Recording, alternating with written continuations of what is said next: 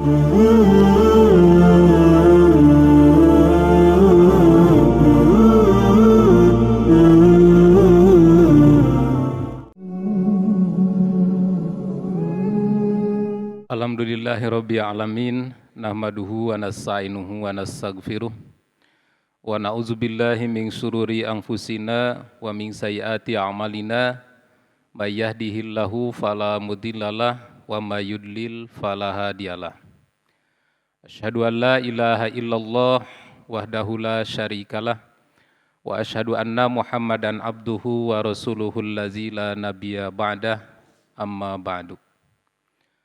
Bapak-bapak, ibu-ibu, para jamaah Masjid Baitur Hiyat yang insya Allah diberkahi Allah Subhanahu wa Ta'ala. Pertama-tama kita panjatkan puji syukur alhamdulillah berkat rahmat dan inayah Allah. Pada saat ini kita kembali bisa bermajlis di majlis kajian tadabbur Al-Quran atau tafsir Al-Quran.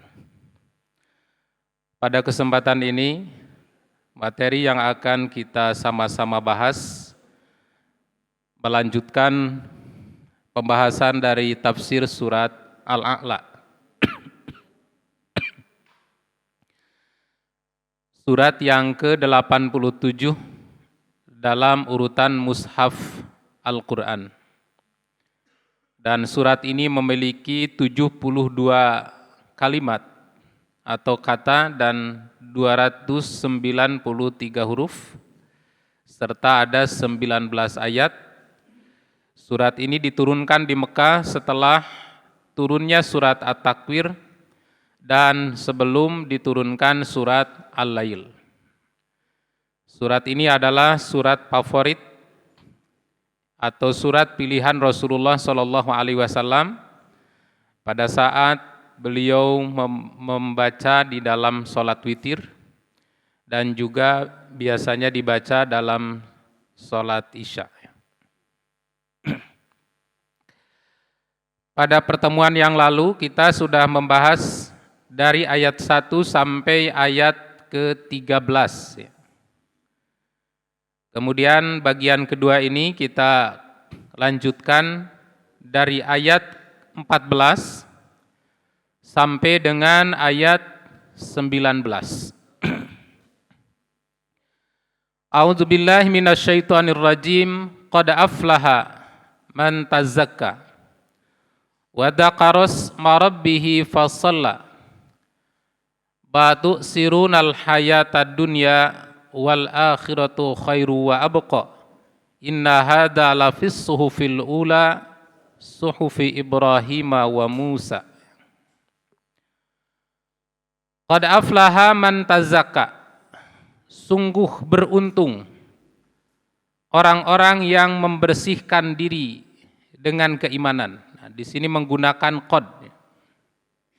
Qad itu adalah huruf taukid ya, untuk menguatkan kata-kata, ucapan ya. Qad, sungguh benar-benar. Aflaha, telah beruntung. Siapa yang beruntung itu? Nah, dalam pandangan Al-Quran, yang beruntung itu bukan orang yang banyak hartanya, bukan orang yang banyak followernya gitu Pak. Nah, kalau sekarang kan menilai orang hebat itu kalau followernya banyak, subscribernya banyak, sehingga kalau memiliki banyak follower, subscriber, kalau nyalon mungkin kecenderungan menangnya besar gitu ya. Nah, yang beruntung dalam pandangan Islam bukan orang yang memiliki harta yang banyak, jabatan yang tinggi, popularitas, yang memiliki follower yang banyak, tapi yang beruntung itu adalah man tazakka, kata Allah, orang yang senantiasa membersihkan dirinya. Nah, apa yang dimaksud dengan tazakka di sini? Kalau kita melihat tafsir Al-Quran, tazakka di sini ada beberapa pengertian.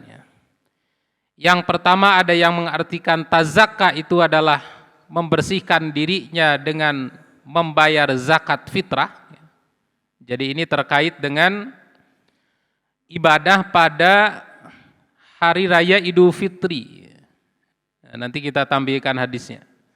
Jadi qad aflaha man tazakka wa dzakara isma rabbih fasalla, artinya sungguh beruntung orang yang tazakka, membersihkan dirinya dengan menunaikan zakat fitrah sebelum berangkat menuju lapang untuk melaksanakan sholat Idul Fitri. Karena zakat fitrah itu termasuk zakat badan, itu bukan zakat harta, Bu. Makanya ketika ibu sedang hamil, mohon maaf nih, sedang batuk. Ketika ibu sedang hamil dan kehamilan ibu sudah mencapai usia 4 bulan, yang di situ biasanya sudah ditiupkan ruh, maka ibu zakat bukan hanya untuk ibu, tapi juga zakat untuk bayi. Oleh siapa zakatnya? Ya, oleh penanggung bayi itu, baik itu oleh suaminya atau oleh ibunya. Kenapa? Karena zakat fitrah itu bukan zakat harta. Zakat fitrah itu adalah zakat badan.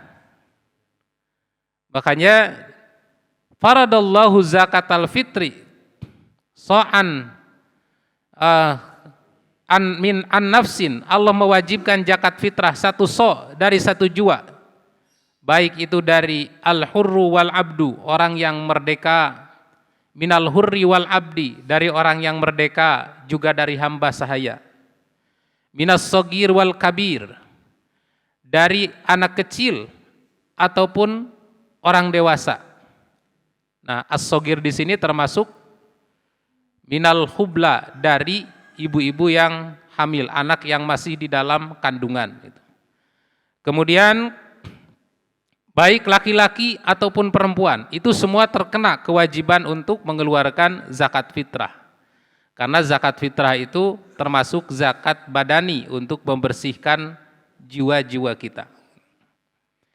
Nah, kemudian wadakara isma rabbih fasalla, lalu berzikir, menyebut nama Allah dengan mengumandangkan takbir dari mulai keluar rumah sampai ke tanah lapang, fasalla, kemudian melaksanakan sholat Idul Fitri.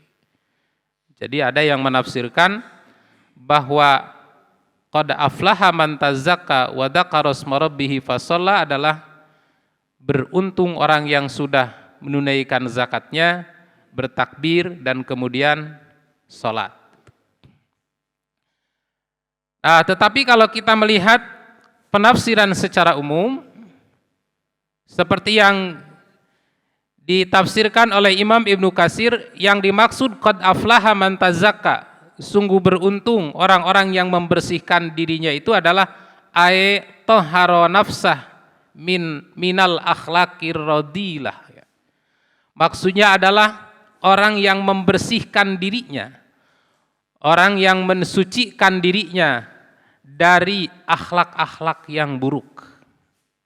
Artinya orang yang mensolehkan dengan kesolehan batinnya. Karena soleh itu ada dua, Pak. Ada kesolehan dohir, ada kesolehan batin. Kalau kesolehan dohir, Bapak Ibu ini sudah soleh secara zahir. Datang ke masjid untuk melaksanakan sholat berjamaah subuh.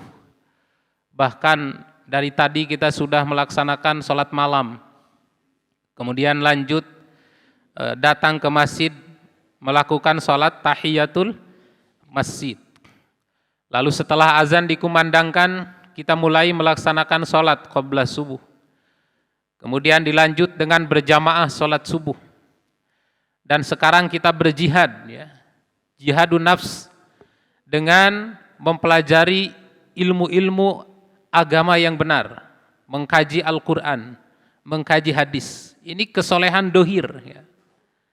Jadi kalau Bapak Ibu kita semua melihat ada orang yang aktivitasnya seperti itu, maka kita sepakat, oh dia orang yang soleh. Tapi apakah batinnya juga ikut soleh? Nah ini PR ini, Pak. Orang yang soleh secara zahir, belum tentu soleh secara batin. Nah, makanya yang dimaksud man tazakka, sungguh beruntung orang yang membersihkan diri adalah orang yang membina kesolehan batiniah, gitu Pak. Bagaimana cara membina kesolehan batiniah?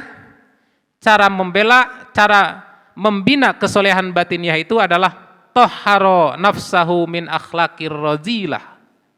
Sucikan dirinya dari akhlak-akhlak yang buruk.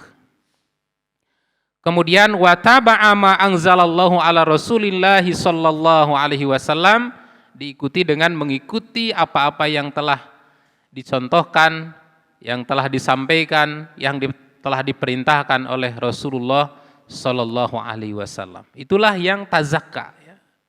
Jadi tazakka di sini adalah orang-orang yang membina dirinya dengan melakukan kesolehan batiniah. Dengan cara apa? Dengan membersihkan dirinya dari akhlak-akhlak yang buruk. Akhlak buruk itu apa saja, Pak? Sombong. Sombong itu akhlak yang buruk. Bahkan Allah Subhanahu wa taala tidak akan memandang orang yang sombong. Tidak akan memandang orang yang menjulurkan kainnya khuyala dengan kesombongannya. Baik menjulurkan ataupun ngangkat ya. Karena punya baju yang bagus, karena punya baju yang mahal, kemudian dia berpenampilan sombong. Maka kata Nabi, Allah tidak akan memandang orang itu. Legeg gitu, bahasa Sunda namanya. Ngalegeg gitu, pada gaduh acuk weteuh, acuk mahal mending ngalegeg. Nah, bahkan kata Nabi, la yadkhulul jannah, tidak akan masuk surga mangkana fi qalbihi misqalu habbatin min khardal, orang yang di dalam hatinya ada seberat biji sawi, min kibrin, dari kesombongan. Kemudian ada sahabat yang bertanya, ya Rasulullah, ada seorang yang biasa pakai baju yang bagus, pakai sendal yang bagus, kalau sekarang mungkin pakai mobil yang bagus, apakah orang itu termasuk sombong? Kata Nabi, la, tidak. Karena sombong itu adalah batrul haq wa ghamtun nas. Sombong itu adalah menolak kebenaran dan meremehkan manusia. Nah, jadi di sini Islam tidak memandang dari penampilan sebenarnya ya. Karena sombong itu bisa saja dilakukan oleh orang miskin. Ya miskin ya sombong. Makanya Allah paling benci katanya kepada orang yang miskin sombong daripada ke orang kaya yang sombong. Kenapa? Karena kalau orang kaya sombong ya wajar dah. Kaya itu apa ya? Wajar orang kaya sombong, hartanya banyak, jabatannya tinggi, dia masyhur, popularitas, ilmunya tinggi, sombong, ada potensi gitu. Ada potensi kesombongan di situ. Wajar, tapi ini ada orang miskin sombong. Wah. Ya miskin ya sombong. Maka Allah paling benci terhadap orang miskin yang sombong. Jadi dalam Islam itu ada perbandingan ya. Ada perbandingan. Orang miskin sombong, orang kaya sombong. Orang miskin sabar, orang kaya bersyukur. Nah, lebih bagus mana itu? Anak muda ke masjid, orang tua ke masjid. Lebih bagus mana? Anak muda, Pak. Ada orang tua rajin ke masjid, tidak pernah meninggalkan sholat yang 5 waktu. Ada kajian diikuti, sholat sunnah. Kemudian ada anak muda juga sama, rajin ke masjid, sholat 5 waktu, tidak pernah meninggalkan kegiatan-kegiatan masjid, ikut berbaur beraktivitas. Mana yang lebih utama? Anak muda. Kenapa, Bu? Karena anak muda mah godaannya besar, Bu. Kalau orang tua rajin ke masjid ya waktunya. Mau kapan lagi? Udah 70 tahun rajin ke masjid, tidak pernah meninggalkan sholat berjamaah. yang sunatnya dilaksanakan, ikut kajian, ikut kegiatan masjid, ya sudah waktunya. Kalau tidak ke masjid sekarang mau kapan lagi? Nah, tetapi ini anak muda, di saat harapannya masih panjang, cita-citanya masih tinggi, perasaannya masih kuat, tenaganya masih kuat, usianya masih muda, di saat berpotensi untuk bersenang-senang menikmati hidup, tapi qalbuhu mu'allakun bil masajid, kata Nabi. Hatinya terikat dengan masjid. Maka itulah yang istimewa gitu. Nah, kemudian demikian juga ada orang miskin yang sabar, orang kaya yang bersyukur, orang miskin beribadah, orang kaya beribadah, orang miskin beribadah haji, orang kaya beribadah haji. Nah, dari sisi perjuangan itu memang bagi orang miskin untuk beribadah haji itu berat. Ya. Bagi orang kaya mungkin tinggal gesek beres itu ya. Tapi orang miskin itu harus nabung bertahun-tahun. Seperti ada cerita dulu seorang ibu tukang jual daun pisang bisa berangkat ibadah haji di usia yang sudah sangat tua karena baru tercapai setelah usia 80 tahun. Ini luar biasa perjuangannya gitu. Nah, orang yang miskin sombong dengan orang kaya sombong, itu orang yang paling dibenci oleh Allah katanya orang yang miskin. Ya miskin ya sombong. Tapi potensi kesombongan ini atau sifat sombong ini bisa menyerang kepada siapa saja. Bukan hanya kepada orang kaya, tapi juga bisa kepada orang yang miskin. Makanya Nabi mendefinisikan orang sombong tidak melihat dari penampilan. Ya Rasulullah, ada orang yang suka pakai sendal yang bagus, pakai pakaian bagus. Apakah itu termasuk sombong? Tidak, kata Nabi. Yang disebut sombong itu adalah batrul haq. Pertama, menolak kebenaran. Ini sombong kepada Allah. Sudah jelas dalilnya, sudah jelas ayat Qur'annya, sudah jelas hadisnya sahih, tidak mau mengamalkan. Nah, itu sombong kepada Allah.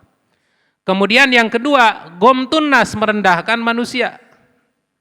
Merasa diri paling hebat dan orang lain rendah. Nah, ini termasuk kesombongan terhadap sesama makhluk. Orang yang dalam hatinya ada sifat sombong walaupun sebesar dzarrah, sebesar biji kecil, kata Nabi, la yadkhulul jannah, orang itu tidak akan masuk surga. Dan dosa sombong ini itu termasuk dosa pertama yang dilakukan oleh hamba kepada Allah, yaitu dilakukan oleh iblis. Pada saat Allah memerintahkan kepada iblis dan para malaikat untuk bersujud tahiyat, bersujud sebagai bentuk penghormatan kepada Nabi Adam alaihissalam. Iblis menolak, aba, menolak, wastakbaro, dan sombong, wa kana minal kafirin, dan iblis itu termasuk dari kelompok kafir. Kenapa iblis tidak mau sujud kepada Adam? Merasa dirinya paling hebat. Ya Allah, khalaqtani min narin wa khalaqtahu min tin. Engkau menciptakan aku ini dari api, sedangkan engkau menciptakan Adam dari tanah. Enggak level. Masa api harus sujud ke tanah? Atau kalau sekarang mah ada yang merasa darah biru, tidak level kalau harus menghormat kepada darah koneng atau darah merah. Nah, kemudian penyakit hati atau akhlak yang buruk itu apa lagi? Hasud. Ya. Itu termasuk penyakit rodilah. Ya. Banyak sekali Bu sebenarnya ya. Penyakit hati itu banyak Pak. Yang paling sering menghinggapi kita rasa sombong, merasa paling baik dan orang lain di bawah kita, atau ada rasa hasud, iri dengki melihat kenikmatan orang lain, melihat kesuksesan orang lain. Padahal kalau kita bisa bersih hati kita dari sifat hasud, ini tiket masuk surga. Dulu ada seorang sahabat, pemuda Ansor, seorang anak muda, bukan ahli tahajud, bukan ahli sodakoh seperti Abu Bakar dan Abdurrahman bin Auf, tetapi dia orang yang bersih hatinya atau soleh batiniahnya, bersih hatinya dari sifat hasud. Ini kisahnya masyhur. Ketika Nabi sedang duduk dengan para sahabat di Masjid Nabawi menunggu waktu sholat, tiba-tiba Nabi menyampaikan kepada para sahabat, sebentar lagi akan datang ke hadapan kalian seorang pemuda min ahlil jannah, rajulun min ahlil jannah, seorang ahli surga. Kemudian masuklah ada seorang anak muda dengan wajahnya masih basah bekas air wudhu sambil bawa sendal masuk masjid gitu. Karena mungkin dulu belum ada kotak penitipan sendal. Jadi dibawa ke masjid sendalnya. Kemudian besoknya Nabi berkumpul lagi di masjid menunggu waktu salat dan lagi-lagi Nabi menyampaikan, sebentar lagi akan datang seorang anak muda calon penghuni surga. Ternyata yang datang itu lagi. Dengan penampilan yang sama. Wajahnya masih basah bekas berwudu sambil membawa sendal masuk ke masjid. Kemudian di hari ketiga, ketika Nabi sedang duduk dengan para sahabat, Nabi berkata lagi, sebentar lagi akan datang seorang anak muda penghuni surga. Dan yang datang orang itu lagi. Sampai seorang sahabat bernama Abdullah bin Amr bin As, kata Anas bin Malik, ini perawinya Anas bin Malik. Kata Anas bin Malik, seorang sahabat bernama Abdullah bin Amr bin As penasaran, punya amal apa dia sampai dikatakan oleh Nabi bahwa anak muda ini calon penghuni surga. Kemudian begitu selesai sholat, Amr bin As itu berpura-pura, wahai Abdullah, saya bersumpah, saya sedang ada masalah dengan bapak saya bersumpah tidak akan pulang ke rumah selama 3 hari 3 malam.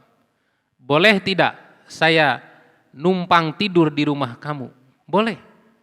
Padahal mau meneliti maksudnya. Punya amal apa dia sampai dijamin oleh Rasul sebagai penghuni surga. Kemudian nginaplah di rumahnya 3 hari 3 malam. Dan selama 3 hari 3 malam, Abdullah bin Amr bin As tidak melihat ada amal yang istimewa yang dilakukan oleh anak muda ini. Dia malam hari tidak tahajud. Dan sehari-hari tidak bersedekah. Tapi pada saat bangun katanya dia membalikan badannya berzikir. Kemudian menjelang subuh siap-siap pergi ke masjid sholat berjamaah subuh. Begitu selama 3 hari. Hampir saja meremehkan amalnya, cuman begini amalnya. Dan kemudian setelah 3 hari kata Abdullah bin Amr bin As, sebenarnya saya ini tidak ada masalah dengan bapak saya. Cuman saya penasaran dengan sabda Rasulullah SAW bahwa Anda ini calon penghuni surga. Tapi selama 3 hari 3 malam saya menginap di rumahmu, saya tidak melihat amal yang istimewa. Kata anak muda ini, benar, amalku seperti ini. Tapi ada satu hal yang biasa aku lakukan, aku tidak pernah ada perasaan hasud terhadap kenikmatan yang diberikan oleh Allah kepada sahabatku, kepada orang lain. Kata Abdullah bin Amr bin As, itulah amal yang aku tidak mampu. Nah, kira-kira Bapak Ibu mampu tidak? Ya, mudah-mudahan mampu ya. Nah, harus mampu.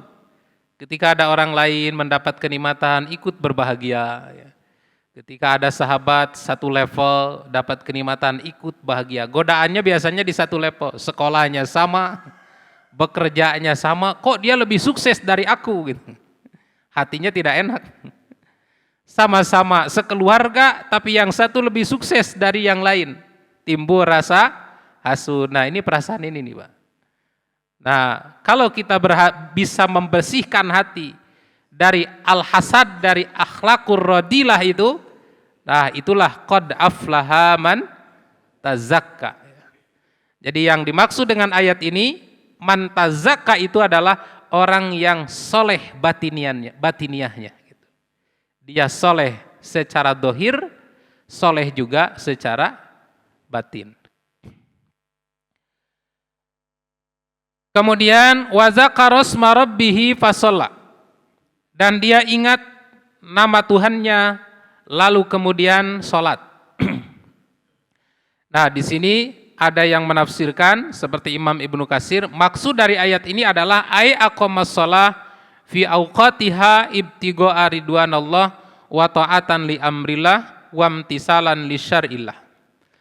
Yang dimaksud wa dzakara isma rabbih fasalla adalah dia mendirikan salat tepat pada waktunya masing-masing karena mengharap ridho Allah dan taat kepada perintahnya serta merealisasikan syariatnya. Jadi orang yang beruntung itu ketika datang waktu sholat langsung sholat. Nah, itu zakar. Dzakaros marabbihi itu artinya Allah, mengingat nama Allah ketika diingatkan. Kapan? Dikumandangkan azan. Karena azan itu di samping sebagai bentuk i'lamun fi dukhuli waktu sholat, pemberitahuan masuknya waktu sholat, itu juga sebagai peringatan agar kita ingat kepada Allah. Sedang manteng bekerja mikirin dunia, mendengar azan ingat lagi ke Allah. Sedang tidur nyenyak, mendengar azan, bangun ingat ke Allah. Kemudian sedang bermain, sedang asik bermain, mendengar suara azan, dzakaros marabbih, ingat kepada Allah. Dan setelah itu bukan hanya ingat, langsung sholat. Jadi jangan seperti kebanyakan orang sedang rapat mendengar azan, skor dulu mendengar azan, beres adzan derdei rapat. Nah, itu bukan aflaha yang begitu. Yang begitu bukan aflaha, tapi mungkin qad khoba, sungguh telah rugi ya.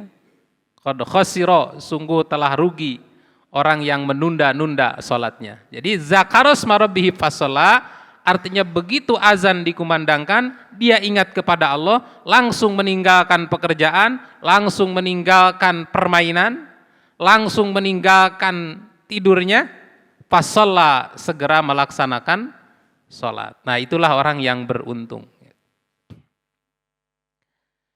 Nah, kemudian ada banyak penafsiran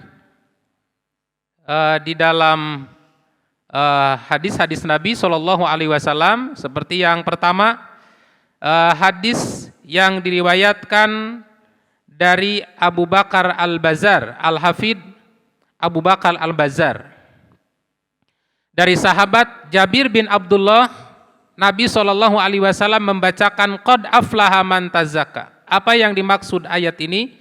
Kata Nabi, man syahida alla ilaha illallah, barang siapa yang bersaksi tidak ada Tuhan selain Allah, wa khala'al andad, dan melepaskan sekutu-sekutu bagi Allah, meninggalkan kemusyrikan, wa syahida anni rasulullah, dan bersaksi bahwa aku adalah Rasul Allah, wa dzakara isma rabbih fasalla, dan dia ingat kepada Allah kemudian salat, yaitu menjalankan salat yang 5 waktu, wal muhafadatu alaiha, dan menjaganya.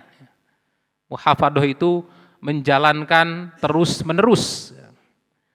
Wal ihtimamu biha, dan menganggap penting sholat itu. Artinya setiap hari menganggap sholat itu lebih penting daripada yang lainnya. Sholat itu lebih penting daripada bisnis.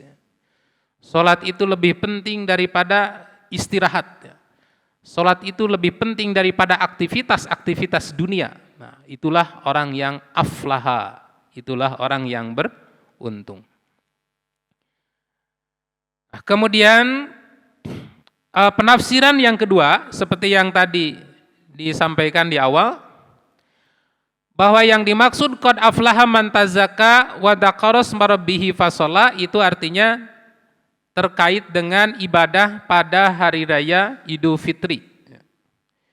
Ini disampaikan oleh Imam Ibnu Jarir dari sahabat Marwan Muawiyah dari Abi Khadah, dakhatu ala Abi Aliyah, aku masuk ke rumah Abu Aliyah, faqala li idza ghadaita ghadan ilal id famurra bih, kalau besok kamu pergi untuk melaksanakan sholat id, maka lewatlah ke rumahku.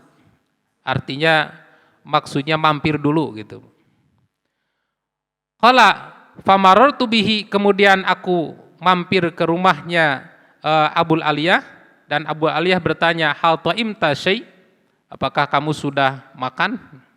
Karena sunnah berangkat ke tempat sholat id itu harus makan dulu untuk membedakan hari saum dengan hari berbuka.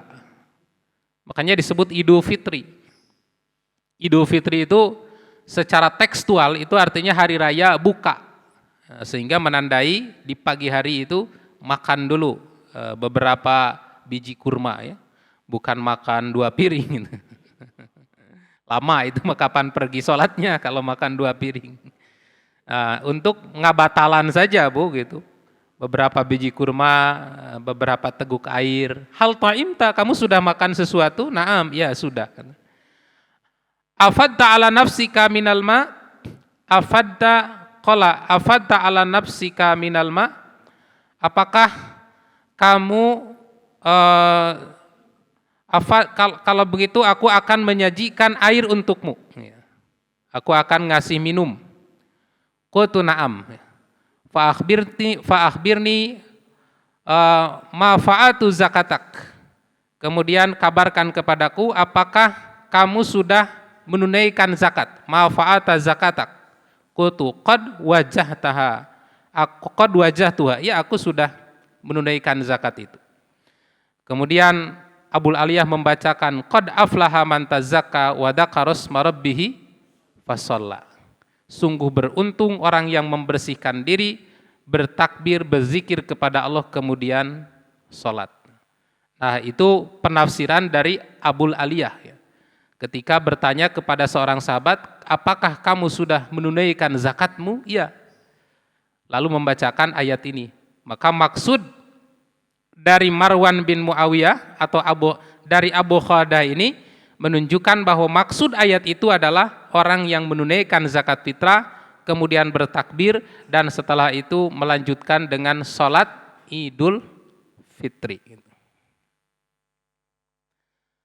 Batu sirunal hayata dunya, tetapi kamu orang fakir, orang-orang yang kafir, yang memilih kehidupan dunia atau mengedepankan kehidupan dunia. Padahal wal akhiratu khairu wa abqa, akhirat itu yang lebih baik dan itulah yang lebih kekal. Nah, artinya kalau kita hubungkan dengan ayat tadi, qad aflaha man tazakka wa dzakara isma rabbih fasalla, beruntung orang yang membersihkan dirinya dan berzikir lalu salat, tetapi banyak orang yang meninggalkan salat, banyak orang yang melalaikan sholat, banyak orang yang menunda-nunda waktu sholat. Kenapa? Tu'sirunal hayatad dunya. Karena mengedepankan urusan dunia.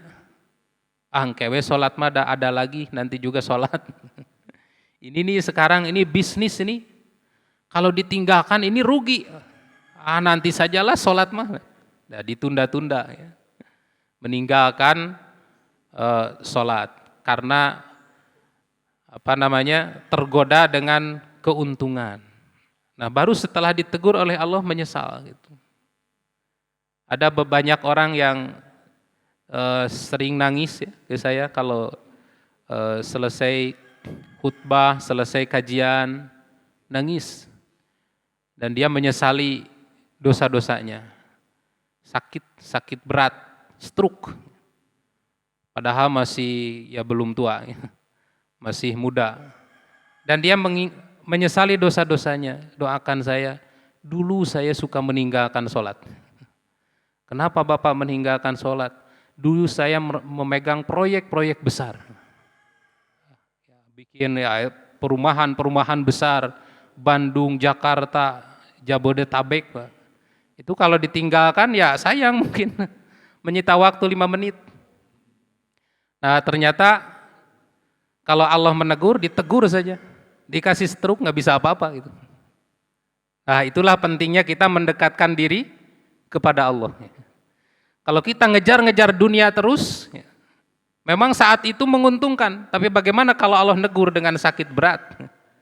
Seperti stroke. Nah, tidak bisa apa-apa. Keuntungan yang di hadapan kita tidak bisa kita raih. Karena itu, dalam kesuksesan itu jangan lupa kepada Allah. Tujuannya apa?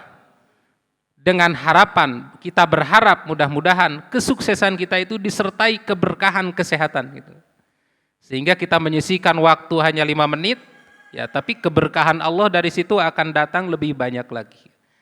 Banyak pelajaran-pelajaran yang bisa kita ambil dari orang yang tu'sirunal hayata dunya, mengedepankan kehidupan dunia sampai meninggalkan sholat, diperingati oleh Allah dengan sakit berat, stroke, gak bisa apa-apa setelah itu. Padahal kata Allah, wal akhiratu khairu wa abqa. Walaupun kita punya proyek besar dengan nilai miliaran, tapi wal akhiratu khairun, akhirat itu lebih baik, wa abqa, dan lebih kekal. Bapak Ibu punya proyek perumahan-perumahan mewah dengan nilai miliaran. Kalau kita bandingkan dengan kenikmatan akhirat, itu kalah dengan 2 rakaat sebelum subuh. Kalau kita melaksanakan salat sunat 2 rakaat sebelum subuh, pahalanya apa? Lebih baik daripada harta kemewahan dunia dan seluruh isinya. Bukan hanya lebih baik dari proyek-proyek besar. Dengan 2 rakaat qabla subuh saja lebih baik daripada harta dunia, kemewahan dunia dan seluruh isinya. Nah, ini kalau kita kembalikan kepada Allah. Wal akhiratu khairun wa abqa. Akhirat itu lebih baik dan lebih kekal. Nah, makanya yang beruntung itu dzakarasma rabbih fasalla. Ketika azan berkumandang, tinggalkan aktivitas pekerjaan, segera sholat. Kemudian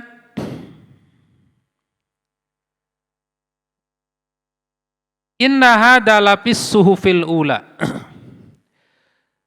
Sesungguhnya hal ini berada, benar-benar terdapat fis suhufil ula, di dalam kitab-kitab yang terdahulu. Suhuf. Suhuf itu secara bahasa berarti lembaran-lembaran. Maksudnya adalah kitab-kitab yang terdahulu. Dan kitab-kitab yang terdahulu itu cukup banyak, diberikan kepada nabi-nabi, hanya saja kita tidak tahu. Makanya salah satu di antara ciri hamba Allah yang bertakwa itu adalah beriman bima unzila ilaik wa ma unzila min qablik, kepada Al-Quran yang telah diturunkan kepada Nabi dan juga kitab-kitab yang diturunkan kepada seluruh Nabi. Jadi kita beriman bukan hanya kepada Al-Quran, tapi juga kita wajib beriman kepada kitab-kitab yang dulu pernah diturunkan kepada nabi-nabi sebelum kita. Kitab apa namanya? Wallahu a'lam bishawab. Karena yang diberitahu namanya hanya 4. Pertama, Zabur. Yang kedua, Taurat. Yang ketiga, Injil. Yang keempat, Al-Quran. Hanya itu, Bu, yang diberitahu namanya. Nah, sedangkan selain itu, apa namanya yang diberikan kepada Nabi Ibrahim, kepada Nabi Nuh, kepada Nabi Adam, wallahu a'lam bishawab. Yang jelas mereka semua diberi suhuf, diberi kitab oleh Allah. Dan ketika kita beriman kepada Al-Quran, maka itu sama dengan beriman kepada kitab-kitab sebelumnya. Kenapa? Karena apa yang tercantum di dalam Al-Quran itu masih ada ayat-ayat, ajaran-ajaran yang juga tercantum pada kitab-kitab sebelumnya. Seperti apa? Seperti apa yang terdapat dalam Quran surat Al-A'la ini. Jadi sabbihisma rabbikal a'la alladzi khalaqa fasawwa walladzi qaddara fahada walladzi akhrajal mar'a faja'alahu gusa'an ahwa sanuqriku afala tansa illa masyaallah innahu ya'lamul jahra wa ma yakhfa wa nuyassiruka liyusra fadzakir inna fa'atiz zikra sayazzakaru ma yakhsha wa yatajannabuhal ashqa alladzi yaslan naral kubra summa la yamutu fiha wa la yahya qad aflaha man tazakka wa dzakara asma rabbih fasalla. Nah, ayat-ayat itu kata Allah, inna hadza, sesungguhnya ayat-ayat ini lafis suhufil ula, sungguh telah ada di suhuf-suhuf sebelumnya. Jadi ajaran salat, ajaran mensucikan diri ini bukan hanya diajarkan di dalam Al-Quran, tapi juga sudah dicantumkan dalam kitab-kitab sebelum Al-Quran. Suhufi Ibrahim wa Musa, yaitu suhuf yang diberikan kepada Nabi Ibrahim dan juga kepada Nabi Musa. Jadi di sini secara khusus Allah menyebutkan bahwa apa yang tadi disebutkan dalam ayat 1 sampai dengan ayat ke-17 itu sudah ada di suhuf pertama, yaitu suhuf atau kitab-kitab yang telah Allah berikan kepada Nabi Ibrahim dan kepada Nabi Musa. Nah, oleh karena itu etika ketika kita mendengar ayat-ayat dalam kitab-kitab seperti sekarang Taurat, dalam kitab Injil, itu ada 3 sikap yang harus kita sikapi, menyikapi isi dalam kitab-kitab itu. Pertama, kita menerima, mengimani, mengamalkan apa yang disampaikan dalam kitab itu apabila terkonfirmasi kebenarannya dalam Al-Quran. Nah, seperti ayat ini. Jadi poin-poin dalam ayat ini kata Allah sudah terdapat dalam suhuf yang diberikan kepada Nabi Ibrahim dan kepada Nabi Musa. Artinya benar, dikonfirmasi kebenarannya oleh Al-Quran. Maka kita wajib terima dan wajib mengamalkan. Kemudian yang kedua, kita wajib menolak apabila ada konfirmasi dalam Al-Quran bahwa itu kedustaan. Kita wajib menolak. Ya, seperti misalnya yang sekarang diyakini oleh orang di luar Islam, meyakini Yesus sebagai Tuhan, itu tidak ada itu. Itu dibantah oleh Allah di dalam Al-Quran. Bahkan nanti kata Allah, orang-orang yang menyembah Yesus, menyembah Nabi Isa itu akan dipertemukan. Allah akan bertanya kepada Nabi Musa, wahai Musa, apakah kamu yang memerintahkan mereka menyembahmu? Kata Nabi Musa, tidak. Mereka berbuat bid'ah sepeninggal aku. Dan mereka adalah hambamu. Kalau engkau mau menyiksa, itu adalah hakmu. Kalau engkau mau memaafkan, itu adalah hambamu. Jadi Nabi Musa pun berlepas diri dari perilaku kemusyrikan yang dilakukan oleh orang-orang kafir, ya, yang dilakukan oleh orang-orang Kristen sekarang. Nah, itu terkonfirmasi kedustaannya. Nah, kemudian bagaimana kalau tidak ada pendustaan dan pembenaran dari Quran? Jadi Quran tidak membenarkan, tidak mendustakan. Tapi ini ada ayat-ayat yang sampai kepada kita, yang sumbernya dari Taurat dan Injil. Maka apa kata Nabi? La tusaddiquhu jami'an wa la tukadzibuhu jami'an. Jangan kamu dustakan semua, jangan kamu benarkan semua. Kenapa? Kalau didustakan semua, khawatir ada benernya.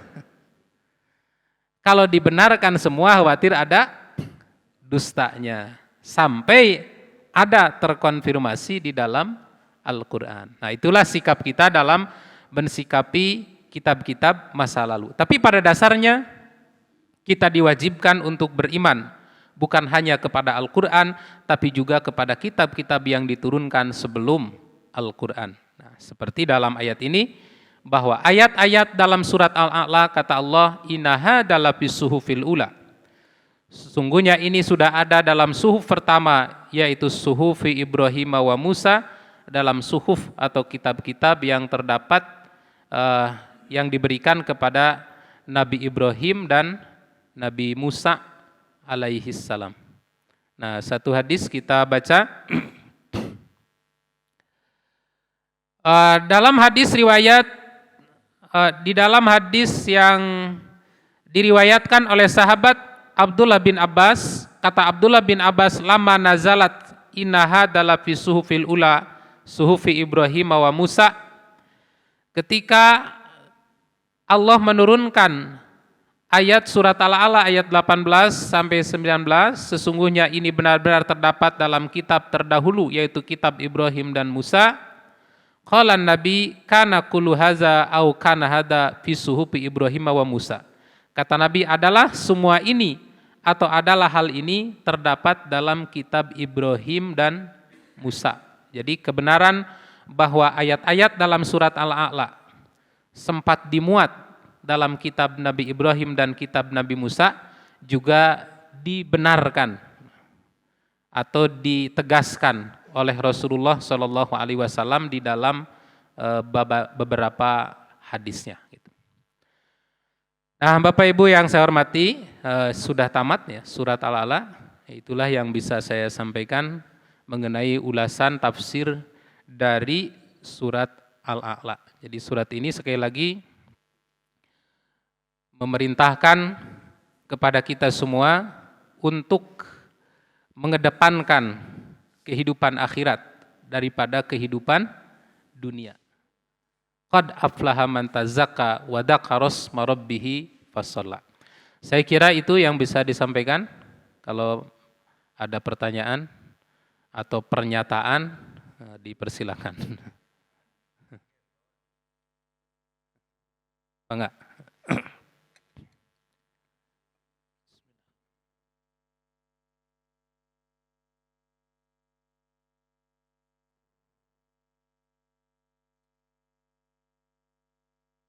Enggak, Pak Wawan. Ibu-ibu. Ada mikrofonnya?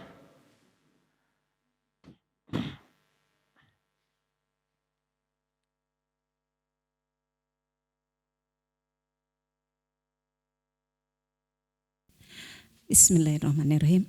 Atur nuhun Ustaz. Badai naroskeun perihal tentang wadakaros marobihi fasola, kalau kita mendengar adzan langsung sholat ya. Itu di setiap sholat Ustaz atau bagaimana? Sedangkan kan ada yang mengatakan bahwa sholat Isya itu di akhir waktu. Atur nuhun.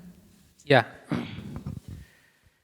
Ya, memang untuk sholat Isya itu ada pengecualian apabila mampu. Nabi pernah ditanya begini, ya Rasulullah, amal apa yang paling utama, yang paling istimewa?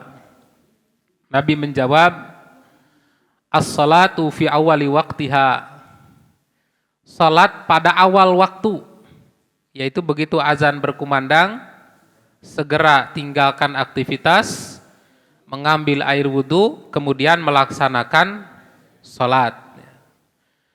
Tetapi Nabi mengecualikan mohon maaf. Tetapi Nabi mengecualikan kecuali sholat Isya.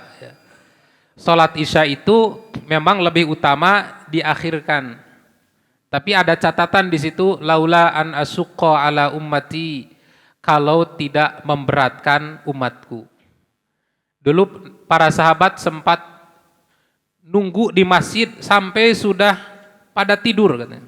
Ibu-ibu sudah pada tidur, anak-anak sudah tidur, para sahabat dewasa juga udah mulai ngantuk-ngantuk. Dan kemudian ketika hampir mendekati tengah malam, Umar bin Khattab mengetuk pintu Nabi dan mengajak sholat. Lalu Nabi keluar dengan wajah yang masih basah bekas air wudhu. Kata Nabi, kalau seandainya tidak memberatkan umatku, maka waktu afdal untuk sholat Isya itu hazihi sekarang, al-atamah, yaitu waktu yang sudah mulai larut malam. Gitu.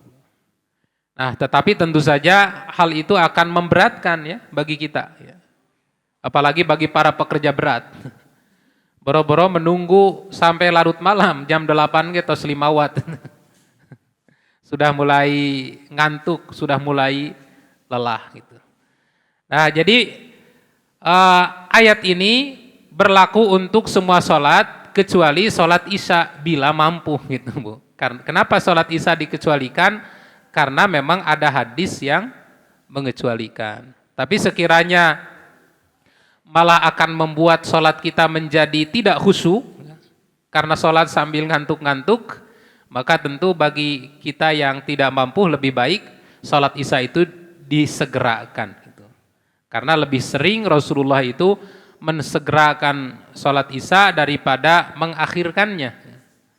Malah lebih bagus ketika melaksanakan sholat Isya ain ini setelah maghrib itu tidak pulang ke rumah. Setelah maghrib itu tidak pulang ke rumah, duduk di masjid sambil tadarus, ya, sambil belajar Al-Quran, sambil berdiskusi, atau sambil kajian maghrib mengaji, dan kemudian bareng-bareng ditutup dengan sholat isya. Itu yang paling bagus, ya. Karena kalau pulang dulu ke rumah, nah, biasanya banyak godaan itu teh Bu. Banyak godaan, ya, aya Persib teh gitu. Godaan teh. Nah itu Bu, memang ada pengecualian untuk sholat isya.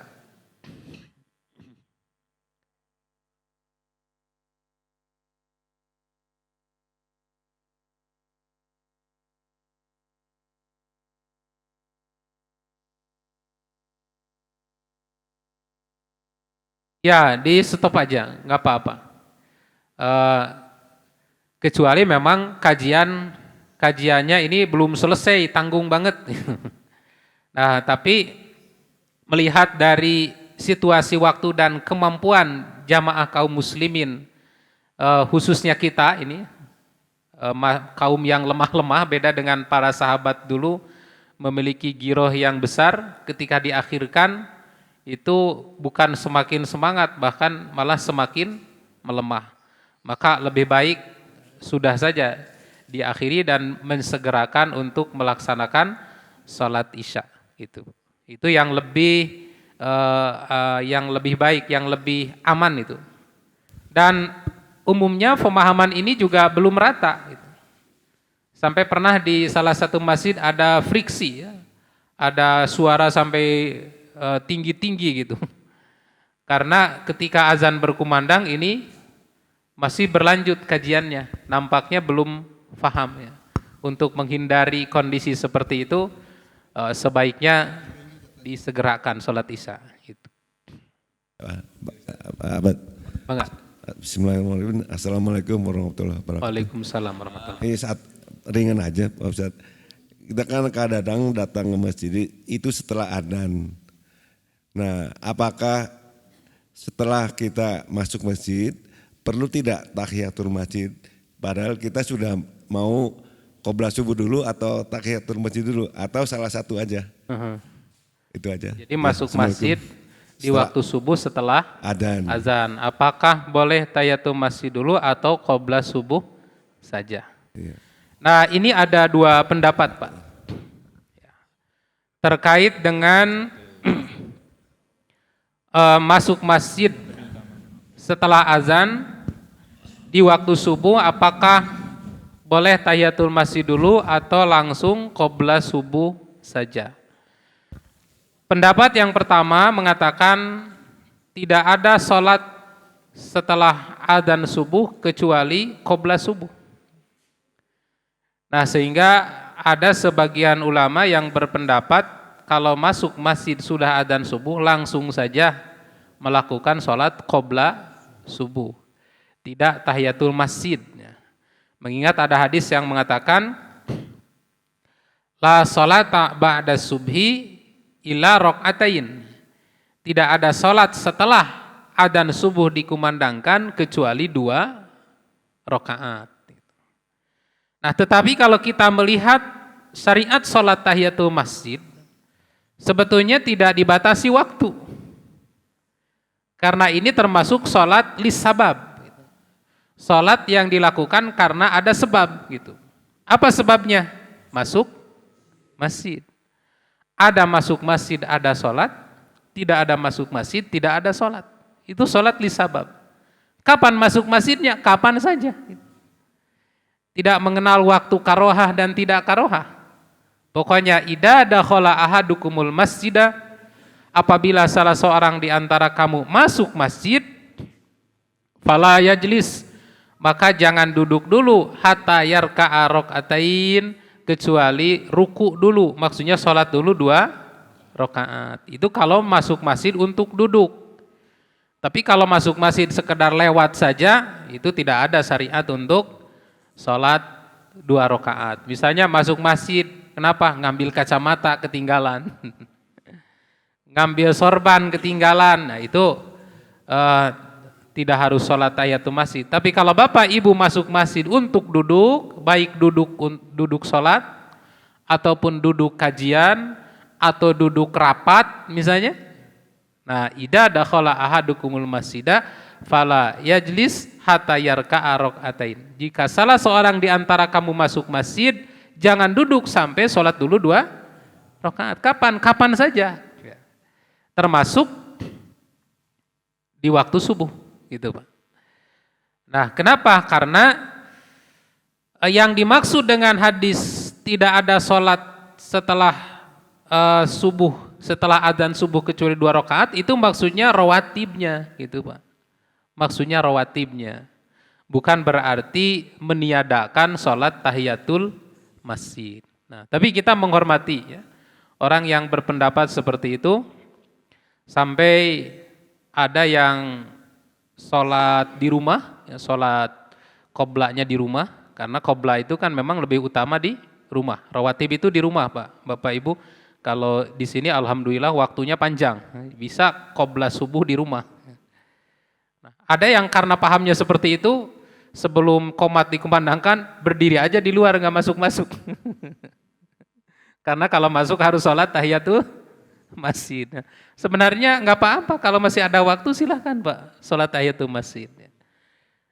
Ya, sholat menghormat masjid, walaupun sudah sholat qobla subuh di rumah. Ya. Masuk masjid, masih ada waktu, 2 rakaat, mangga sholat tahiyatul masjid.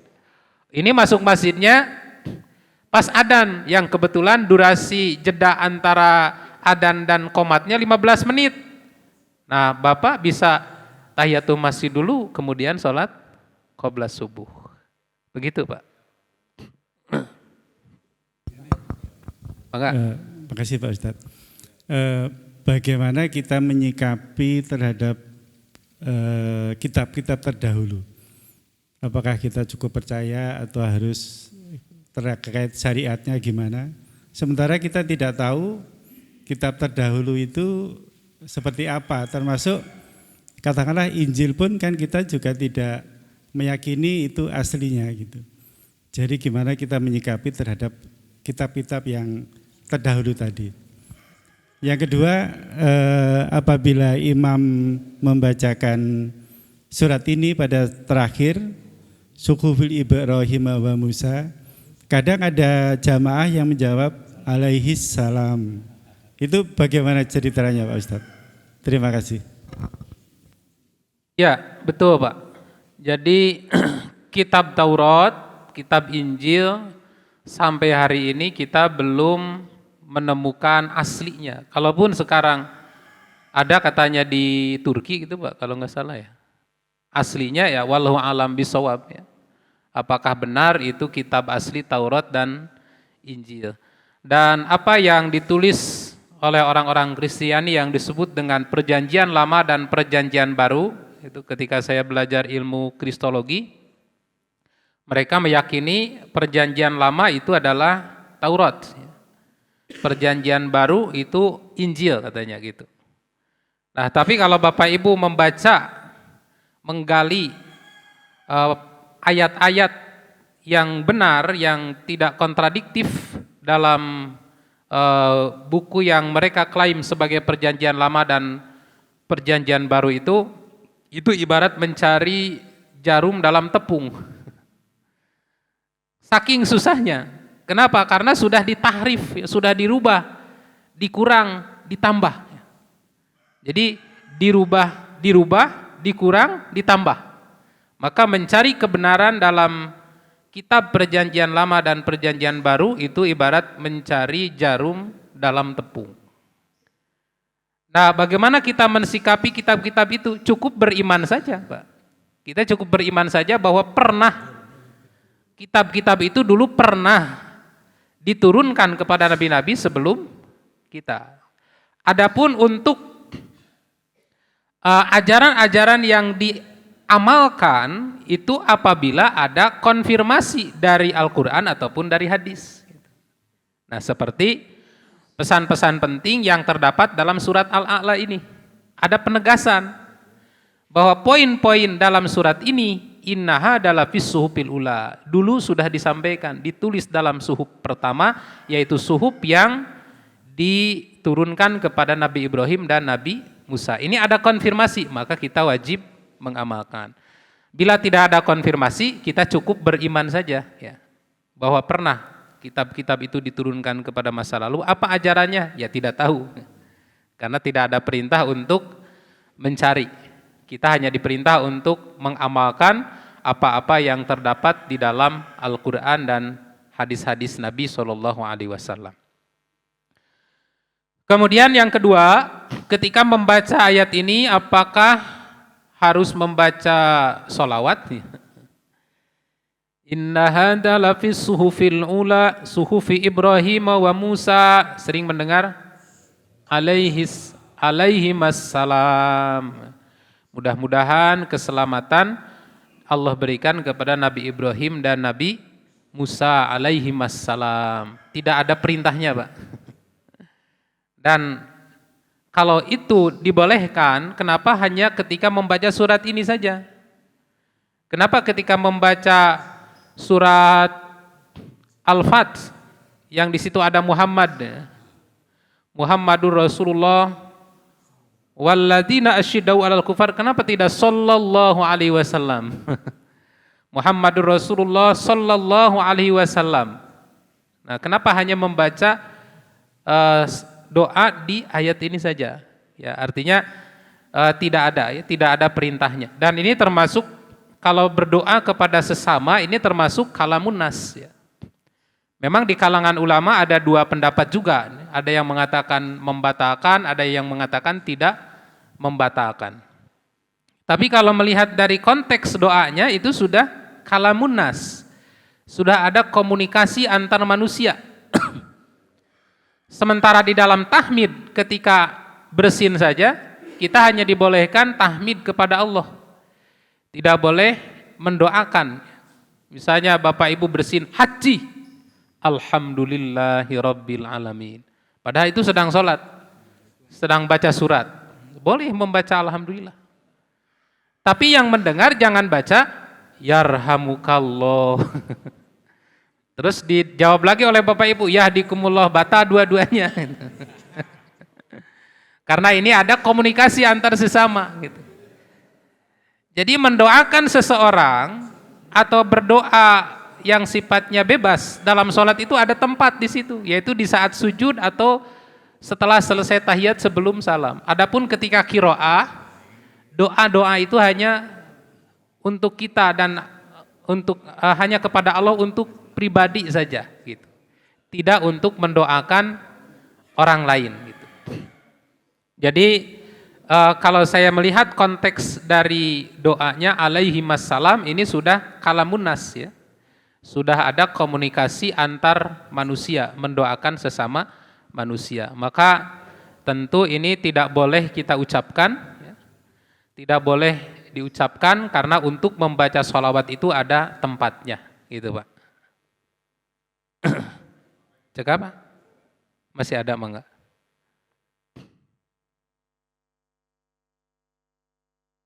Nuhun Pak Ustadz, saya tadi tertarik dengan kisah yang anak muda itu. Ya, anak muda yang dimana dia mempunyai kesolehan batin, ya kan. Malah dibandingkan ibadahnya dengan para sahabat itu jauh lah kan gitu. Saya ingin menanyakan kiat-kiatnya, karena masalah penyakit batin itu ini biasanya seperti ta'ajub, takabur, sombong, iri, dengki, pelit. Itu penyakit hati yang dia sendiri kadang-kadang tidak merasakannya. Dia tidak merasa pelit, dia tidak merasa dengki gitu. Jadi kiat-kiatnya bagaimana, apakah cukup untuk menghindari penyakit batin itu?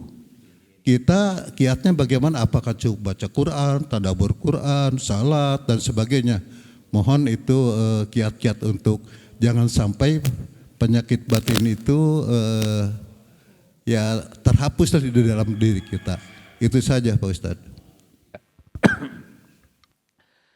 Ya, memang untuk mengobati sakit hati, penyakit hati ini perkara yang berat. Termasuk sahabat Abdullah bin Amr bin As, beliau jujur kan Pak? Beliau jujur, ini tingkat sahabat Abdullah bin Amr bin As. Kata Abdullah bin Amr bin As, itulah yang saya tidak mampu katanya. Karena memang misalnya Bapak Ibu punya saudara sama-sama, tapi saudara kita kok lebih sukses, tidak enak. Nah itu teh penyakit teh Pak. Sama-sama bekerja di kantor satu level, masuknya sama, yang satu naik jabatannya, nggak enak gitu. Atau teman seangkatan, kok teman kita lebih sukses ya, hartanya lebih banyak, prestasinya lebih maju, tiba-tiba ada perasaan tidak enak. Nah itu teh penyakit. Atau kemudian kita bawa mobil mahal, yang lain naik motor butut. Ada rasa sedikit membusungkan dada. Nah ini penyakit juga gitu. Nah apa kiat-kiatnya?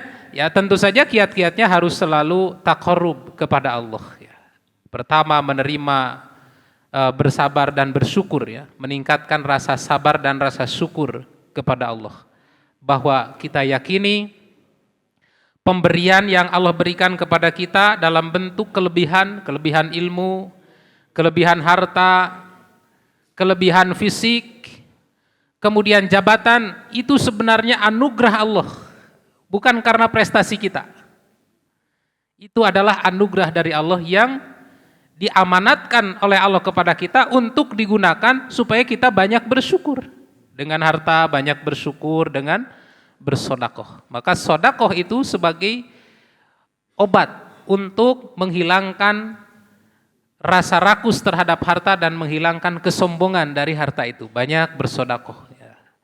Kemudian diberi jabatan juga bersyukur, menggunakan jabatan itu sesuai dengan amanah. Diberi kelebihan fisik juga kita bersyukur kepada Allah. Seperti yang diajarkan dalam doa, Allahumma kama hasanta khalqi fahassin khuluqi. Ya Allah, sebagaimana engkau memberi penampilan yang baik, maka perbaiki juga akhlakku. Nah, kemudian ketika kita diberi kekurangan oleh Allah, yang lain diberi kelebihan, itu harus memperkuat potensi kesabaran. Jadi intinya memang selalu banyak berzikir kepada Allah, baik itu zikir dalam bentuk sholat, zikir dalam bentuk tilawah Al-Quran, dan zikir dalam banyak istighfar ya, banyak bertasbih dan beristighfar kepada Allah, bahwa semua itu adalah titipan. Orang kaya itu anugerah Allah, orang miskin ini adalah ujian dari Allah. Dan ini termasuk penyakit yang paling berat, tidak terlihat. Makanya upaya-upaya tazkiyatun nafsi untuk membina kesolehan batin ini harus dilakukan terus-menerus. Yang paling utama adalah sholat itu, Pak. Yang paling utama upaya untuk tazkiyatun nafs adalah sholat itu, Pak. Pak Bawan terakhir.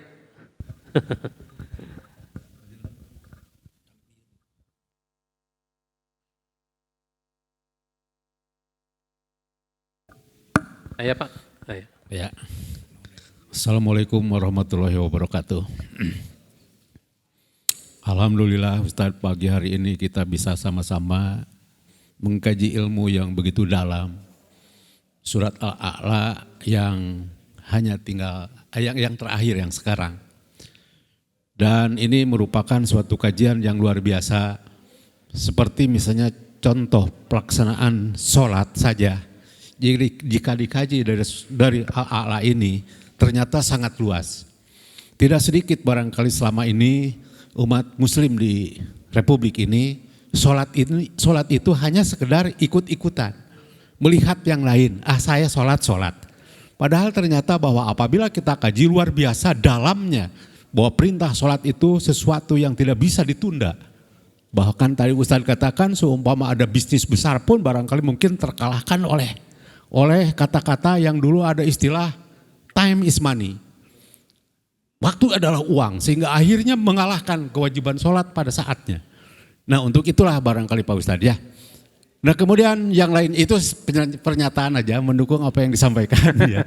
Pertanyaannya, kalau saja misalnya pada malam hari di besok harinya kita Idul Fitri, itu kan ada takbir. Takbir ini pada umumnya di kita ini dilaksanakan dari sejak malam sampai dengan subuh. Sedangkan Ustadz tadi katakan pada saat mau berangkat ke lapangan untuk sholat. Ya. Nah itu barangkali mungkin bisa dijelaskan dulu Pak Ustadz. Ya. Terima kasih ya.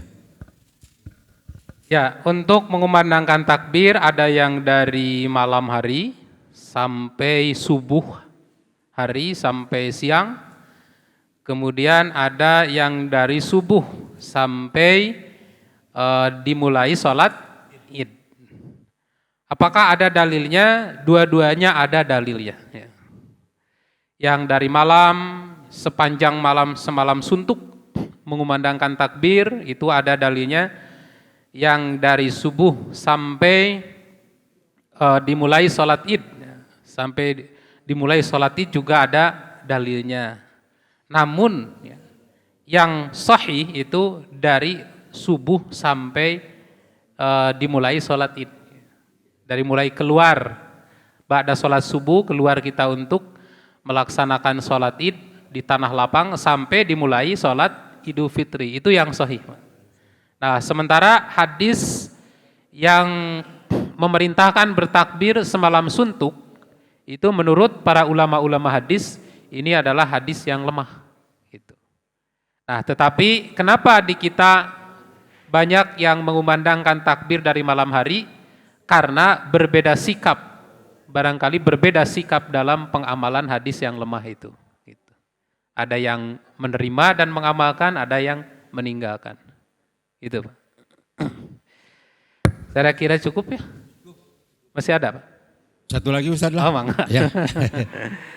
Dapat bonus ini Pak. Dapat bonus nih. Ya, ya. Tidak kita pungkiri Ustadz, di dunia ini memang penganut agama itu lebih banyak Nasrani atau Kristen lah begitu ya. Ya. Mungkin perbandingannya antara atau setengah lawan satu lah gitu ya, barangkali. Nah, mereka pasti beranggapan bahwa agama yang mereka anut itu adalah mereka yang paling benar. Namun kebenaran yang mereka anut, yang mereka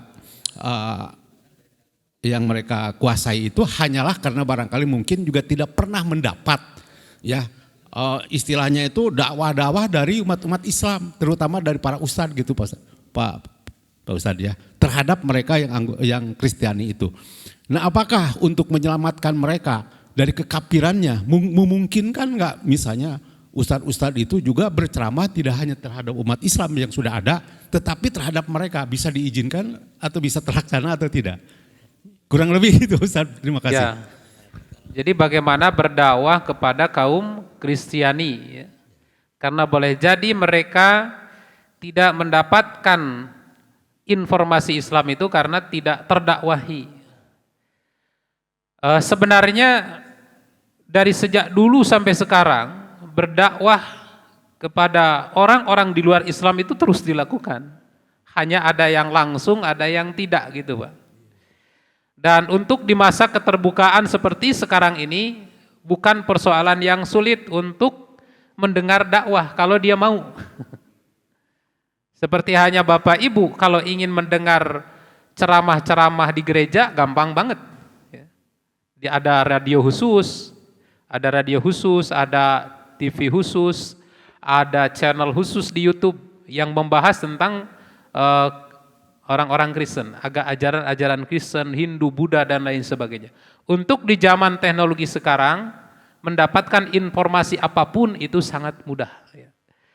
Tinggal kita mau atau tidak gitu.